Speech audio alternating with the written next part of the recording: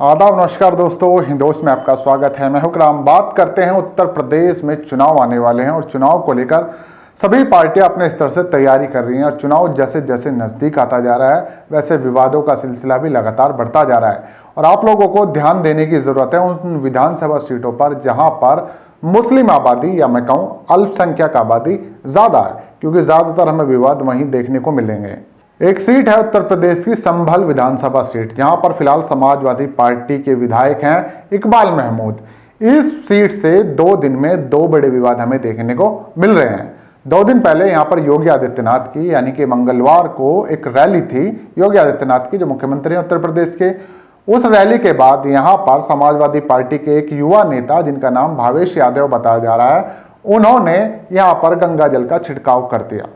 उसके बाद उन पर कार्रवाई हुई, वो मैं आपको कार्रवाई डिटेल के साथ बताऊंगा।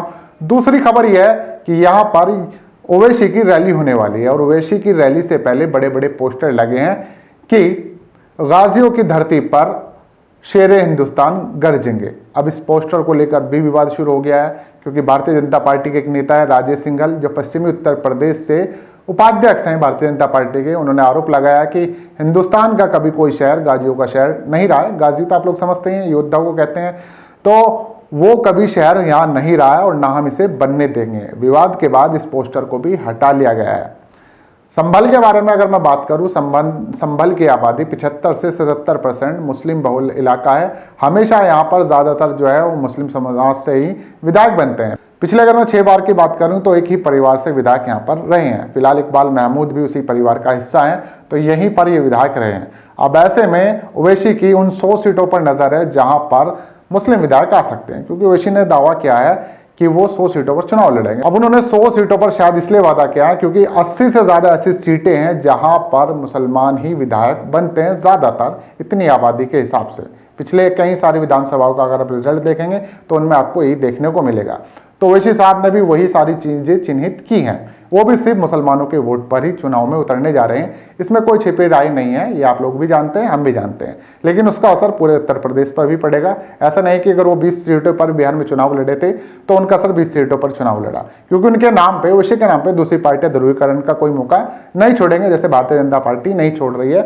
उन्होंने कहा कि ओवैसी जो है बांटने की राजनीति कर रहे हैं और इस तरह के बोर्ड हम बर्दाश्त नहीं करेंगे, तो उन्होंने वो बोर्ड भी हटवा दिया। अब मैं आपको डिटेल बताता हूं कि भावेश यादव के साथ क्या क्या उत्तर प्रदेश की पुलिस ने, क्योंकि उन्होंने योगी जी के जाने के बाद उस जगह का छिड़काव किया और कहा कि ये जगह जो है वो कैला देवी की पवित्र जगह है और यहाँ पर योगी आदित्यनाथ जैसे शख्स आए, उन्होंने इस जगह को अपवित्र कर दिया, इसलिए हम इसको शुद्ध कर रहे हैं। और उसके बाद उन्होंने वहां पर गंगा जल का छिड़काव किया।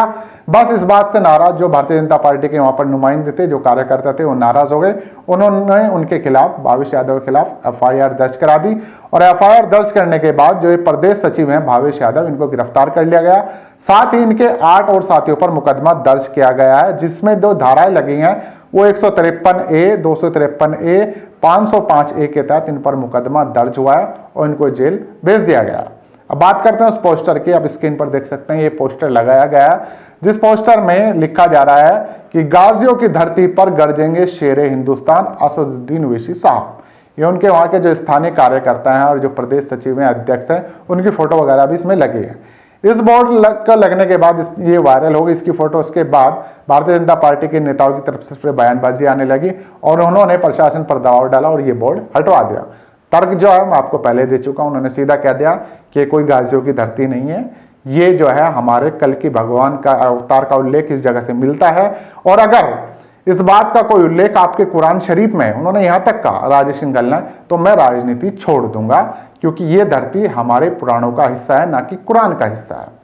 ये राजेश सिंघल का कहना था। कुल मिलाकर जगह हो, नाम हो, कोई चीज हो, उसको चुनाव में उतारा जाएगा और पूरी तरह से ध्रुवीकरण किया जाएगा। कुछ लोग मौका दे रहे हैं और दूसरे लोग उसको कैश कर रहे हैं। एक्शन का काम रिएक्शन से हो रहा है, कोई एक्शन से नहीं हो रहा है। तो ये उत्तर प्रदेश के चुनाव का फिलहाल एक सीट का हाल है।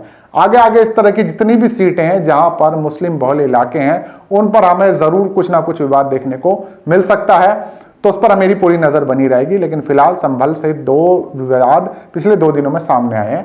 आप लोगों का इस पर जो भी कुछ कहना है नीचे कमेंट कर सकते हैं। इस खबर को ज्यादा से ज्यादा शेयर कर सकते हैं। दोस्तों, मिलते हैं फिर किसी नई खबर के साथ।